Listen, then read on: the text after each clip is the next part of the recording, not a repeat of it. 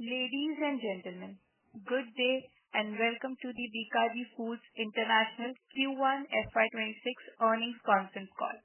As a reminder, all participant lines will be in listen-only mode, and there will be an opportunity for you to ask questions after the presentation concludes.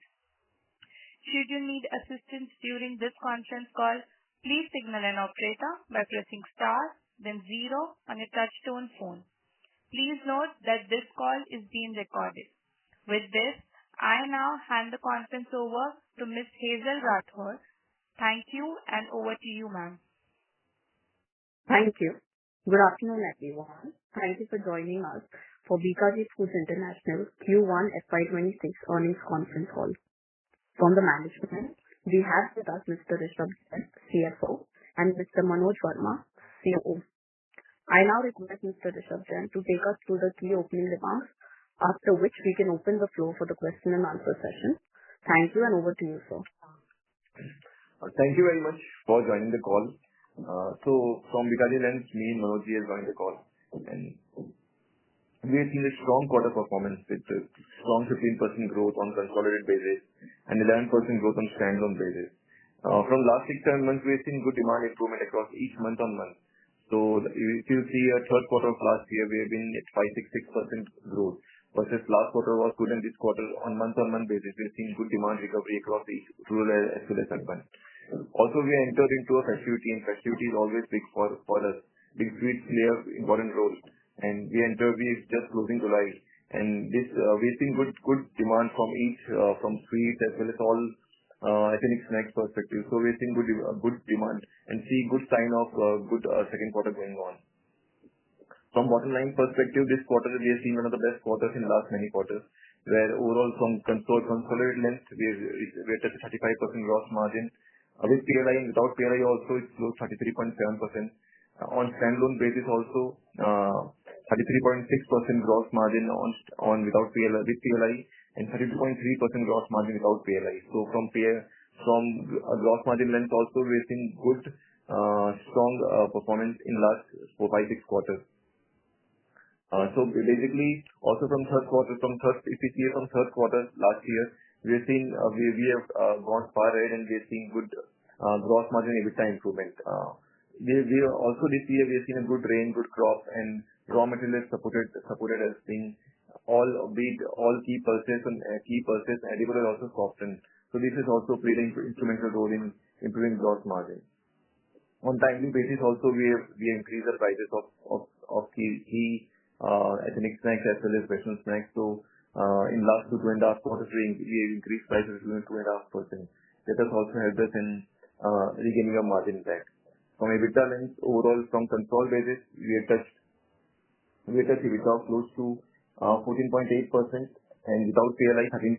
Close to 15% EBITDA with PLI, and from standalone basis also we have just close to 15.8% EBITDA with PLI, and close to 13.5% EBITDA close to without PLI. From standalone lens also we are touching close to 13.5-14% EBITDA. This quarter marks the instrumental achievement, like we have also done JV with initiated and taken approval from board for JV with one of the biggest group in Nepal. That strong partnership building capability and talent.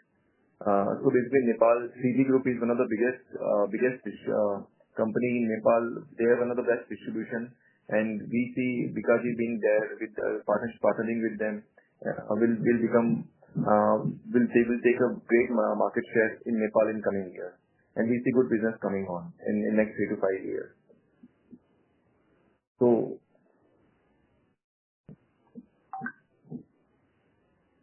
Besides this, as we said that now we would be in a distribution game, we have added further about 15,000 outlets in last 3 months, taking our direct coverage to 3.26 lakh outlets. In terms of our marketing initiatives, as we have committed and budgeted 2%, in line, quarter one is relatively a low spend quarter, and quarter two becomes a very high spend quarter for our marketing spend. So that continues our investment on digital marketing, which is social media. That's on, and we were there all across. Also, this has been a quarter where we've initiated certain NPDs which are there in the pipeline and have very recently got launched. People talk about the healthier snacks. So the millet bhujia, right? So this brand extension of our Bikaji bhujia, millet bhujia is what we have launched this quarter. Talking about our growth, so overall volume growth is 7.5% for the quarter. Revenue growth 14.2%. Ethnic snacks, which is our core category, has grown at 11.2%. Packaged sweets, which looks pretty low at this point in time at 3.1%, but this is a seasonality, business. So therefore, which is going to get recovered in quarter two. And so is Western snacks at 4.2% revenue growth. Papad, a small category, and we pick slow only, so which is at 5.8% growth. The way we look at our business, which is core, focus in other markets, so core has grown at 8.5%, focus market at 11.5%, and other markets is at 26.5% growth. Exports has done extremely well with a 60.3% revenue growth. In the last quarter, our family packs have grown by far higher than the impulse packs, which is 5 and 10 rupees pack. So the family pack has delivered a 15.8% growth, whereas impulse packs are at 8.2%. So from top line lens, so we have touched top line of close to 653 crore rupees at growing at 14.2% compared to last year, and overall from quarter basis also we're growing at close to 7%. Versus EBITDA from APCA from last quarter we grew at around 30% from EBITDA lens and touching 96 crore rupees EBITDA in this quarter. So that's all from the presentation. We are happy to take all the answers. Thank you very much. We will now begin the question and answer session. Anyone who wishes to ask a question may press star and 1 on the touchtone telephone. If you wish to remove yourself from the question queue, you may press star and 2. Participants are requested to use handsets while asking a question.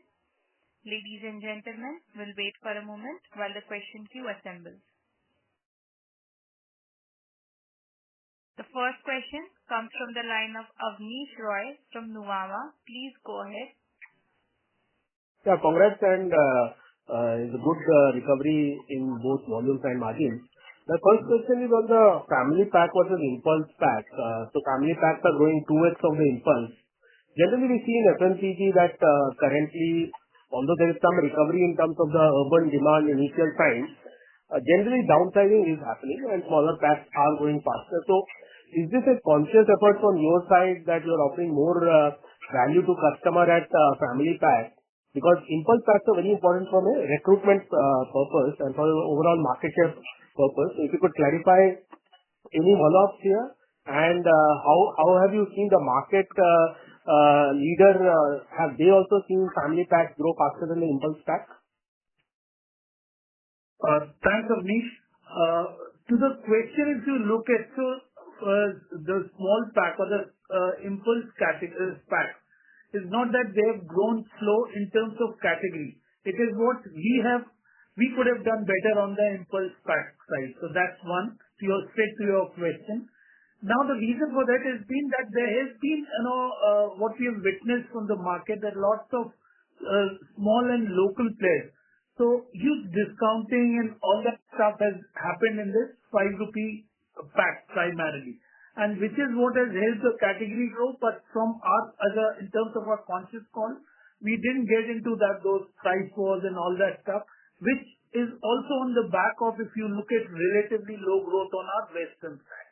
But how we see is that come this quarter two onwards, this should get back to normal. So not that we have done differentially high on our large packs. It is by virtue of our brand strength, our distribution, and our availability across channels that the momentum continues. One clarification here. It's mostly regional players which are more aggressive in the Western snacks, or even the Pepsis of the world or ITC. And second is Western snacks is around 10% of your business, broadly 9.2%. So is that Western snacks is mostly in the 5 and 10 rupee pack for you? Yeah. So Western snacks is yes, primarily 5 and 10, and we also do have large packs for modern trade and all that stuff. But then that's a limited space in that stuff. So 5 and 10 is certainly baked into it. And in terms of your question that the large players, which is in likes of Pepsi and ITC, so if you put together these two companies, their market share in say Western snacks would not be more than 50%, even less in that stuff, right? So there is a huge room, and that's where the regional and local players play pretty strong. Understood. My second question is on the three laggard categories. In your core business, which is 76% of your business, ethnic snacks, you have done quite well. In the three smaller categories, which is a bit counterintuitive, your growth is below 6%. You did explain the Western snacks, and you said it will come back on track. In packaged sweets and papad, in the new states, is this a focus area? For example, in focus states, are you also driving packaged sweets and papad? Generally, what we are seeing, these two categories are a bit volatile in number. I understand packaged sweets is linked to the festivals and marriage season. But is there a drive to take this to new geographies, or it's in the existing geographies only where most of the business continues to remain for these two segments? No, so papad goes everywhere, and so are the sweets. We've been calling, and we take pride in saying that we are the second largest papad manufacturer in the country, handmade papad, after legit papad. So this is not just in the core states, this is across the country and even in the exports market, right? But it so happens that papad, again, during seasons and the wedding season, so the demand of sweets and papad goes obnoxiously high during these wedding seasons. In fact, in the times we have witnessed that we run short of capacity for papad, most importantly. This time, what has happened is that the number of wedding dates or the weddings were less than what it were in the last or previous year. So therefore, it's reflecting in papad. Sweets is a matter of time, and as Rishabh just spoke, you'll see surprising number coming in quarter two sales for sweets. So immediate recovery will be. Sure. Last question. So Nepal, why do a JV? Almost every Indian FMCG company is present in Nepal. We don't see too many JVs. Why not go 100% on your own? Second is this 5 crore loan which you have given to Bikaji Bakes. Could you clarify on that? What exactly is this business? And lastly, on the 2 store addition which you have done, from 13 stores quarter on quarter, it is becoming 15. So if you could discuss, is this basically your acquisition Hazelnut where you have added, and any insights if you can share of your own store, how they are doing, and Hazelnut, are you happy now because 2 quarters have gone? Because generally most retail companies in the QSR space are not seeing good times at all, except maybe Domino's, one exception. But broadly, this space is extremely challenging currently, and if you see the software job addition also, TCS has delayed, and overall job addition in IT sector is low. In that context, would you slow down your store addition in Hazelnut and in terms of your own store? Yeah. So we'll take your question one by one. So starting from your first question, which is on JV in Nepal.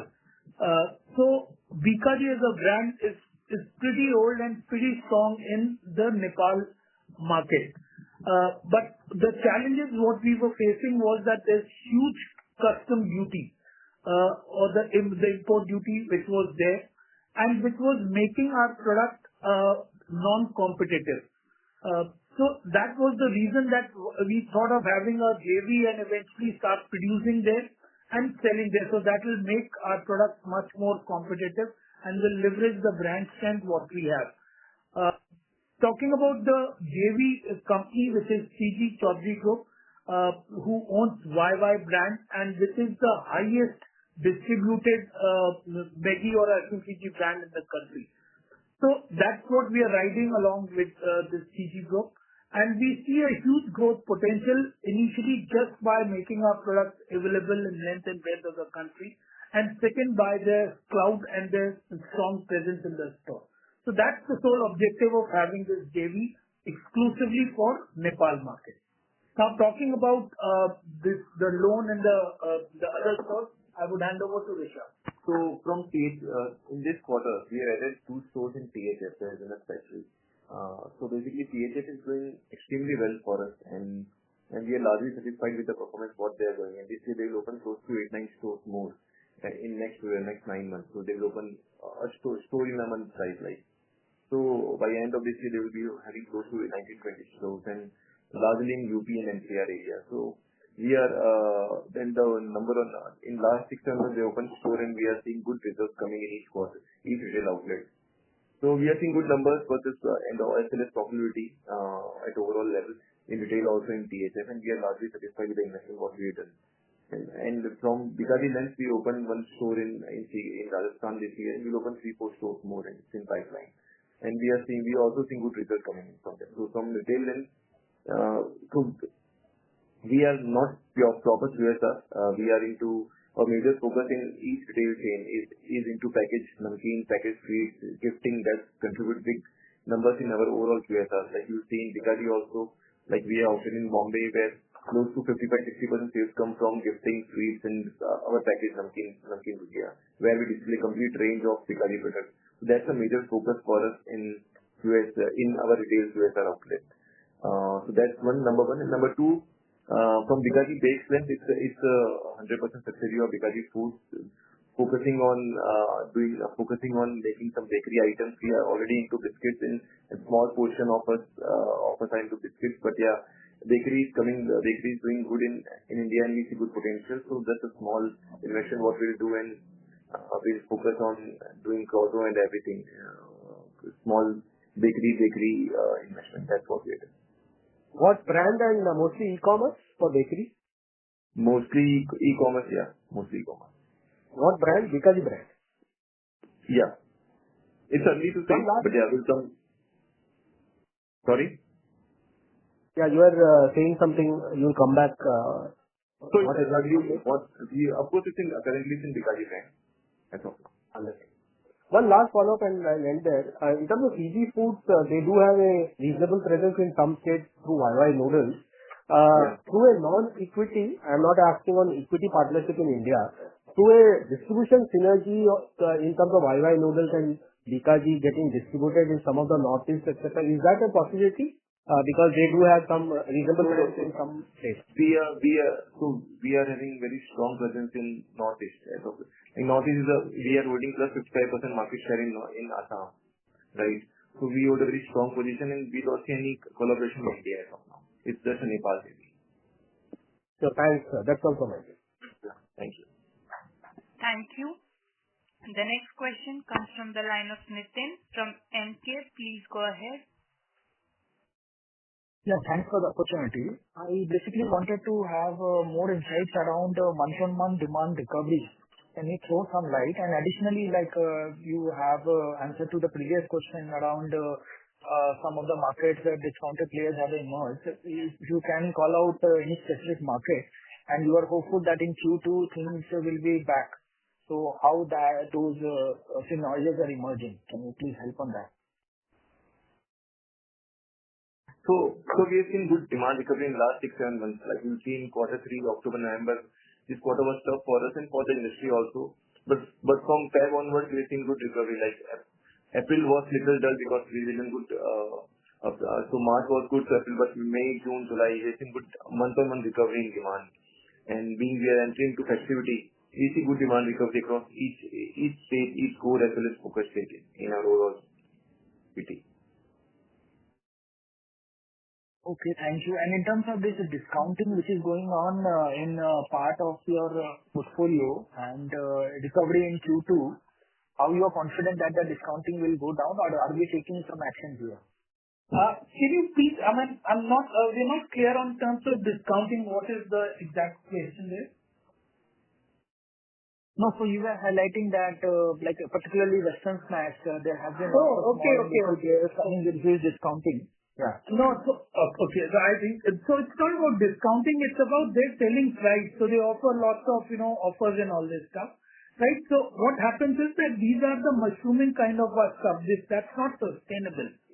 And which is what, so we'll upweight our rupees 10 and all that stuff. But yes, we certainly will not go the discounting way or trying to, match prices and all. That's what we'll never do.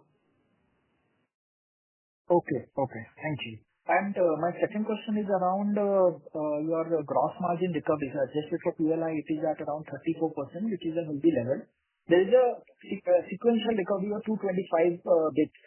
So can you help me understand the factors which have aided gross margin recovery? And also a comment around sustainability of the margin ahead would be helpful. So basically, it works both ways. Like we also increased price in last 2 quarters, and also raw material has supported us. So in both ways it worked us in our favor. And also we done some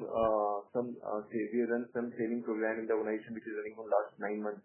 And so that's where we are majorly focusing on few products which are high in gross margin. So multiple things are going on to improve the gross margin.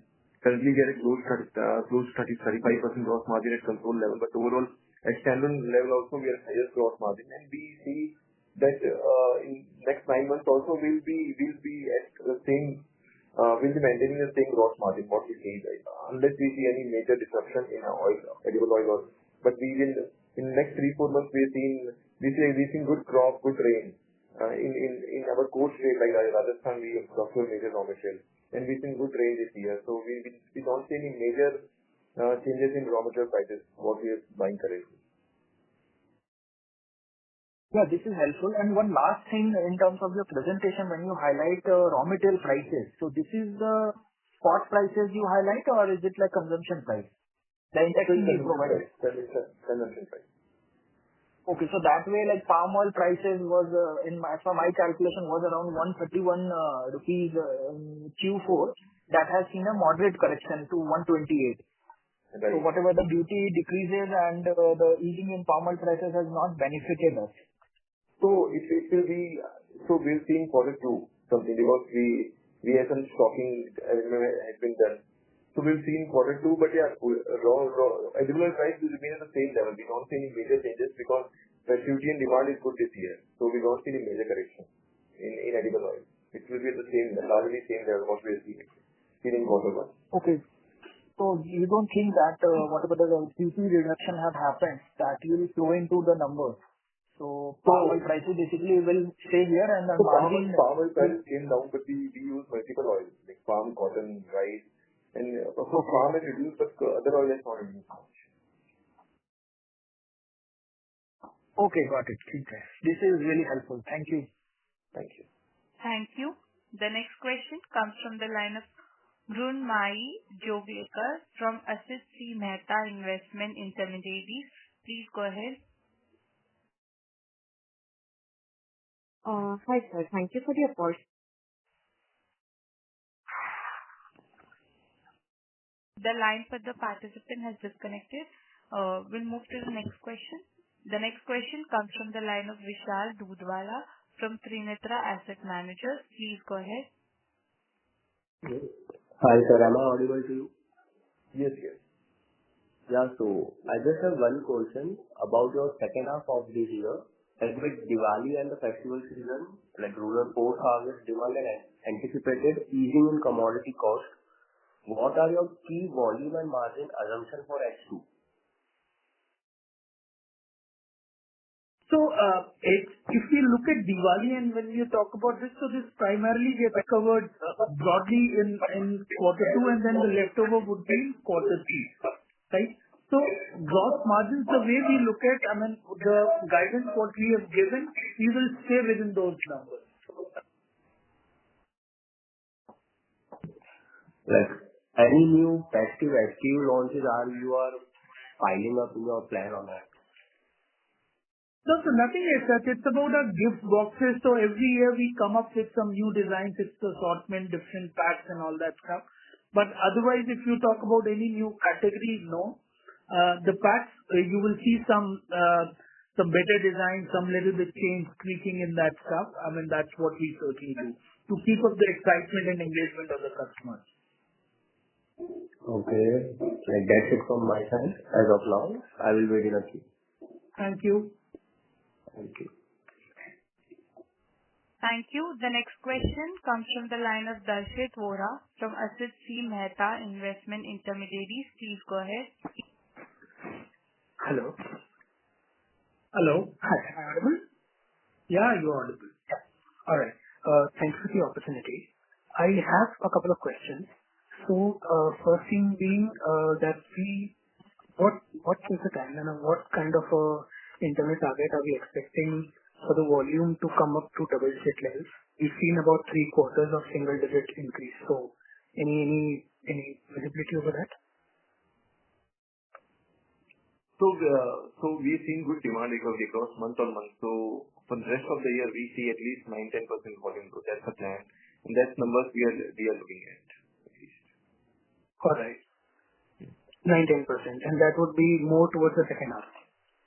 More towards from quarter to quarter. From quarter to onwards.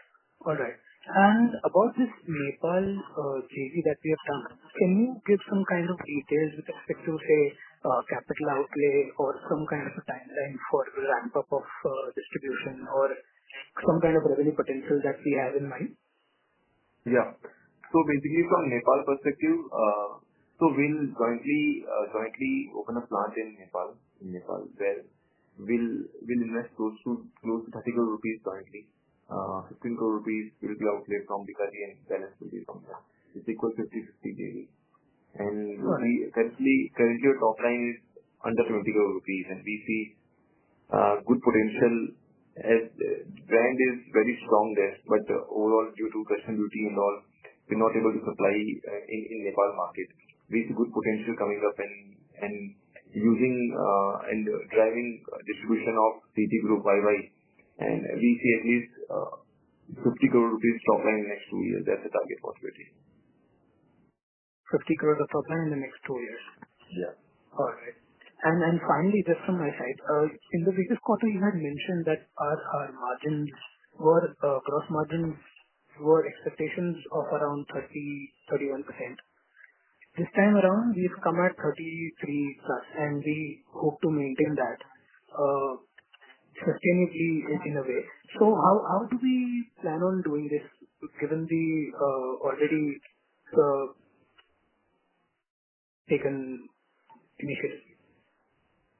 So on full year basis, what we see that on standalone basis, we see at least gross margin of 32% plus. That's the target what we're taking on standalone basis without PLI. So, and we are on track of doing the same. All right. That's it from my side. Thank you. Thank you.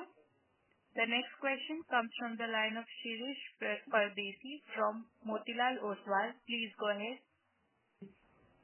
Hi, Manoj, Rishabh. Thank you and good afternoon.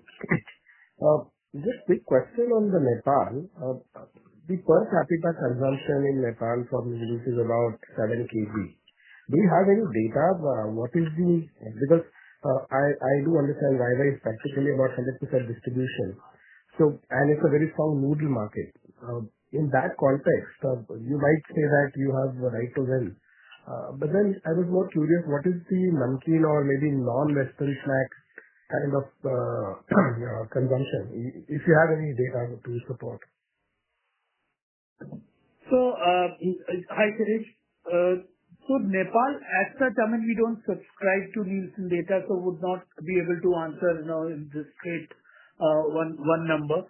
But certainly what we can tell is that looking at the markets and visiting these stuff and all, so this seems to be clearly about 600-700 crore market kind of a stuff, right?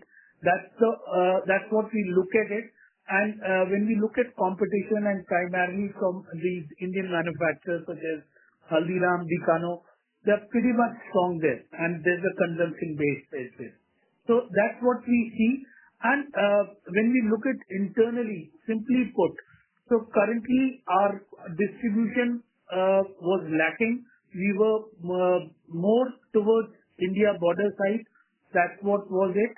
And now if we were to go up Nepal, that one is the transport cost, which makes things expensive. and second thing is that someone is to build a route to market.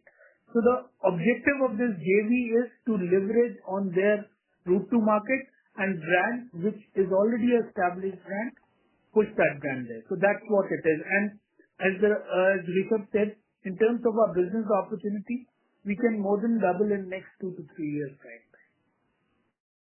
That I understand. I was just more curious because in the press release you have said that you will manufacture, trade, and do the marketing spends.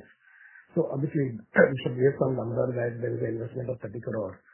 But then is manufacturing is going to solve the distribution problem? Because if the market is very large and if there is already established players which are there and you have been selling some quantity from India. So I was more curious, what is the number which the 50 crore number on the prima facie looks very conservative.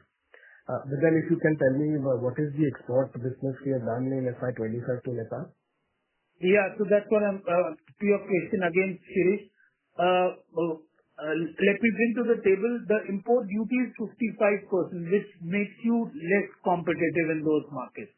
So this would help us ease down on those numbers and therefore ability to invest behind building a business goes as much. That's one.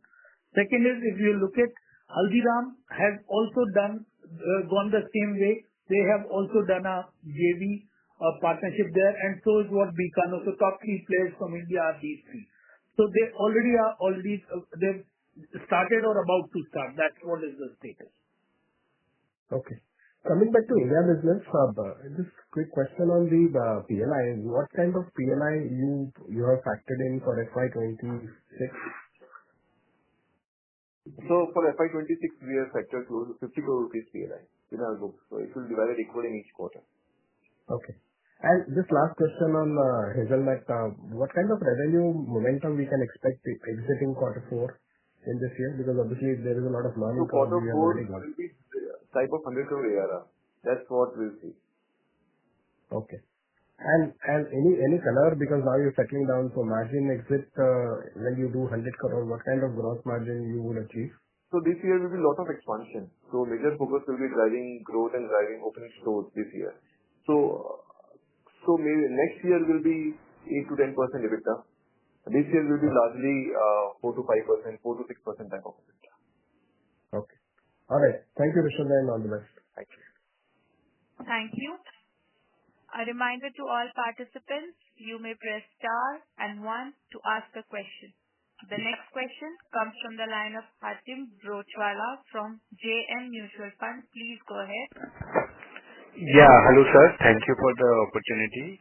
Sir, my question is that currently all the input commodities are now correcting. So whether there is scope for us to cut on the product prices to drive volume growth? Yeah, of course. I mean, we look at how competition is moving if we were to drive volume growth. So those are the measures as a business and as the steering committee in our company, how we look at it. So we certainly evaluate and we keep doing these things as the commodity prices eases. But is there an opportunity without impacting margins, I mean, current margins? Of course. See, this we'll only do if we have that ability to invest. It is not at cost of margin. I mean, so there is a target of improving bottom line as well. So it is not by eroding margins and we give some extra offers. That will not. So as you started that, as we see the ease in commodity prices, that's what we will pass to the consumer. And we have done it in the past as well. Okay. Thank you, sir. Thank you. The next question comes from the line of Tuisha from Rare Enterprises. Please go ahead. Thank you for taking my question. Am I audible? Yeah, you are. Yes, ma'am. So my question is regarding your new product launches, in particular the millet bhujia. If you can please share any kind of commentary on how the market response has been and what you think the opportunity could be for this healthy snack segment, and if you have any more healthy snack launches in the coming quarters that you've planned. Thanks. Yeah. So I think it's too early to comment on this millet bhujia because it has just come out, and so we will be doing some pilot stuff and will be riding on these Q-com channels and all that stuff. Distribution would get built over a period of time. But the primary data, what we can say is that when we launch, so there's a huge product testing what we do, and it has come out very well, and that's what was the panel and that's how the panel gave clearance to launch it. Talking about the healthy food, so one is there's nothing called healthy food. You may say healthy snacks. You may say less unhealthy. That's a better way to put that stuff. So we also have a range of products which are roasted, namkeens and all, healthier namkeens and all. But the market still is very, very niche. So as much voice what we hear about healthy snacks, if we go down the consumer, that in Indian markets at least, it is not as much there. I think it'll take about 5-7 more years. That's when people will be talking even more about the healthier snacks, and companies would then start focusing on that stuff. But to be future ready, we have a range of products which are amongst the healthier ones. Okay, sir. Thanks. That helps. Thank you. The next question comes from the line of Aditya Tambi from Haverock Capital. Please go ahead. Hi, sir. Thank you for the opportunity. So I just wanted to get some updates on the frozen food segment that you are planning to export from India. And there is currently the market leader which already does it. So any color on how it is happening, if we are able to get into stores or gain some market share? Yeah. So on the frozen food, we do not sell in Indian domestic market. This is primarily for our export business. And this frozen part has a huge share of business in our export business, to the upwards of 35%. That's where it is. And that also would have been better if we had our capacities earlier, because we were also outsourcing and stuff. So that's where it is. But the way we have built our capacity, and this again we call it being future ready. So as and when the country or the channels are matured enough to maintain and sell these frozen products, which needs end-to-end cold chain, that's when we shall be launching it in Indian market, but not in the next couple of years is what this would be export business product only. Right, sir. So just to follow up on that, can you just clear on how the market is changing? If someone is already storing a competitor's product, then how do you convince them to go for Bikaji instead of them, or to keep both of them in their stores? So today, if you look at any categories, the categories are highly fragmented, and you will see a lot of players playing around within the store itself. So their exclusivity no more exists. That's one. Now, how we'll do it is, one, in terms of course, we have to be consumer preference. So therefore, if your product doesn't taste well or the quality is not up to the mark, you will never get a repeat. What we also do is that we do some branding activation in these stores, which is the stimulus for a retailer to keep and place our product, give visibility of our product. Third is that the clout what we have. So in the stores where we already are selling Bikaji products, this becomes an addendum to the list what they have. So this is how we go about it. And also what we realized was that many a times we ran out of stock. I mean, we was not having ability to supply the orders, because we were also outsourcing. During the season time, if you look at, that's where the demand is highest there. And in the yesteryears, we were struggling. Now, if you see, and numbers speak louder than what I would say. If you look at our Q1 export business growth is outstanding, and this is what has helped us deliver. Right, sir. Thank you for answering. Also, sir, on the hazelnut factory acquisition, you already alluded that we are adding one outlet per month. That is what we see. But how do you see this over 2-3 years of 5S phenomena? Do you see this as only as a tier 1 opportunity, or do you plan to scale this up faster, or like after this year, we might go lower on these store additions. How do you think about this? So store addition we'll continue to drive on our direct coverage. What happens is that may not translate into indirect coverage because it will be a diminishing return beyond the point. But when you cover directly, your clout on the store or ability to sell range is always high. So what we're looking at it is that now currently we are at 3.25 lakh outlets. The target what we have is to exceed 3.5 lakh outlets by end of the year. But year on year is what we shall be adding 50,000 outlets. That's what is the target what we have for ourselves and should reach to 500,000 outlets in our direct coverage. That's the target what we have in next 3 years. Right, sir. But so also on the Hazelnut factory, the acquisition we did. So what about that store addition? So from Hazelnut lens, what we see that this year is a major expansion, what we've done, what we'll do this year. But from next year onwards, they will open 500 stores every year. That's the target. Okay. Thank you. And also, we were focusing on our focus states. So, like, do we have any updates, like, if there were any market share gains, like, if we could see some wins in these focus states, like any market share gain that happened over last 1-2 quarters? So, across all 6 focus states, there's a movement upwards of market share gain across states.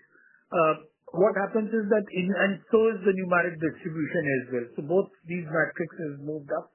There are certain states which are now close to 6% market share as well. So 5.8%. For example, Chhattisgarh, if you look at, which is one of our focus states.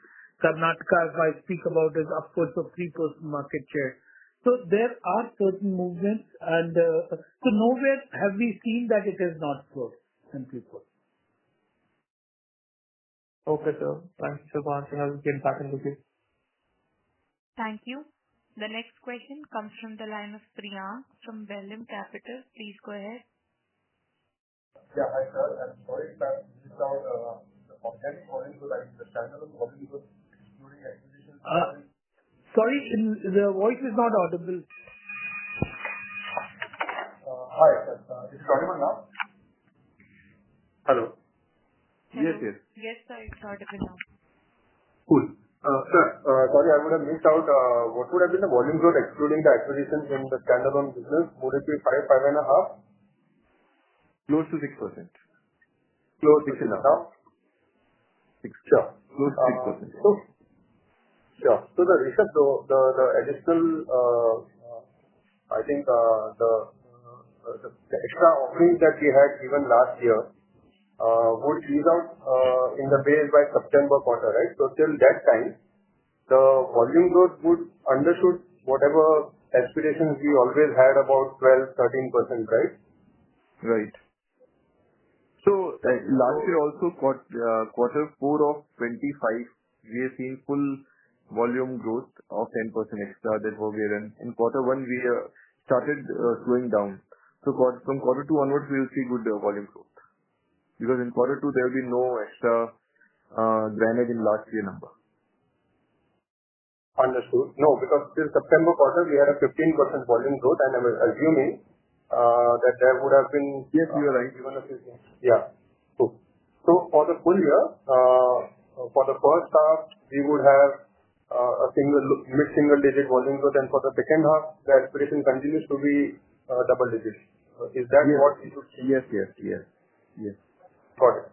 And the question on the operating cost, when we look the total operating cost in terms of per kilo, how should we model it out for next 2 years? What should be the trajectory given the distribution reach that we are expanding, given the size that we are reaching? What should be the operating cost per kilo trending going ahead? So basically, we don't see business as a operating cost per kilo year on year or month on month basis. We see as a key cost. We measure key cost, like logistic cost is big for us, employee cost is big for us, and manufacturing cost. So we see each cost is a big 5-6 points are there which are big for us from cost perspective. and we are majorly focusing on bringing more efficiency in each cost lens. So currently we are in expansion phase. So be it in employee, we had done lot of addition in employees as well as frontliners in sales in last 2 years, and result will have started coming in the last 2 quarters, and we'll see lot of improvement in employee cost as well. Number 2, so manufacturing cost, we are doing lot of energy we are moving to solar and everything. So we'll see efficiency in each cost measure. Plus also we are currently close to 50% utilization. So running plant with lower shift or lower utility is always a costly affair.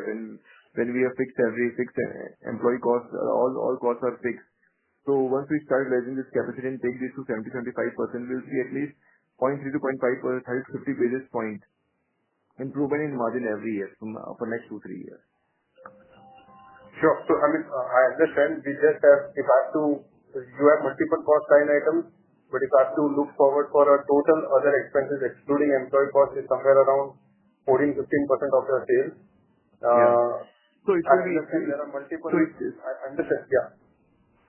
So what we see at least, it will be improving 0.5 to 50 basis point each year. So from other expense lens, you will see there are like a few costs which are sitting in like consultancies or many other third party costs and third party manufacturing costs, which we will see improving in coming 2-3 years. And for this year, should we consider 50 bps or starting 27 only we should consider 50 bps? Starting 27. Starting 27. Oh yeah. Yeah, sure. Clear. Thank you. Thank you. The next question comes from the line of Dharmil Shah from Delmis Capital Management. Please go ahead. Hi, thank you for taking my question.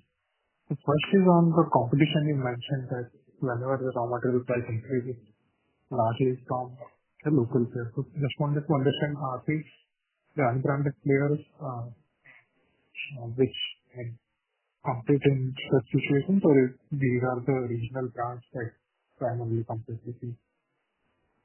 So these are primarily local and regional brands. So it will not be a national player's role in that term. But not the unbranded ones, right? No, so unbranded also. So, but unbranded is what you cannot measure. But the data what you get is for the local and regional players. So you see their presence, their discounting much higher than what it used to be earlier. Understood. Coming to other states, I mean, I know it's a very small part of the overall business, only 10% of the total business. Which states specifically are moving at fast rate, and is this growth, I mean, what is the growth driven by primarily? Sorry, can you please repeat the question? For the other states part of the business, yeah. I know it's a very small business right now, but what states specifically are growing within all the other states? So in fact, when you see the kind of growth what we've delivered in other states, it's a game of all states doing well. But yes, to your question, it's like West Bengal, like Maharashtra, Gujarat, these states have done very, very well. Understand. This is primarily because of increased direct outlet coverage, right? Or is there something else? In the other states, our strategies that we are riding on modern trade, we are riding on e-com, that's what it is. And then we are riding on, we make super stockist distributors and they drive this distribution there. Understood. And lastly, very broad question, but there is a lot of buzz around obesity drugs in India as well. These are very pricey drugs right now, but once these are made accessible to the mass population, do you think snacking companies will have any long-term risk in terms of changing consumer trends, maybe over the next 5 to 6 years? So we will take it as it comes, but for now, if you look at as we export to several countries, and countries like US where these laws or the statutory requirements are even more stringent, and we abide by all of them. So we are actually ahead of time. But I mean, if it comes, it will be true for us also, and we'll live up to whatever is expected in that case. Thank you. Thank you. Ladies and gentlemen, we'll take this as the last question for today. I would now like to hand the conference over to the management for closing comments. Thanks, Hazel. Thank you, friends, for taking time out. Hopefully, we answered the questions to your expectation. Just in case if you feel any of the question was not well explained or does not bring in the clarification you were looking for, please reach out to us. We'll be glad to take the questions separately as well. Thank you once again. Bye. Thank you. On behalf of Bikaji Foods International, that concludes this conference. Thank you all for joining us, and you may now disconnect your lines.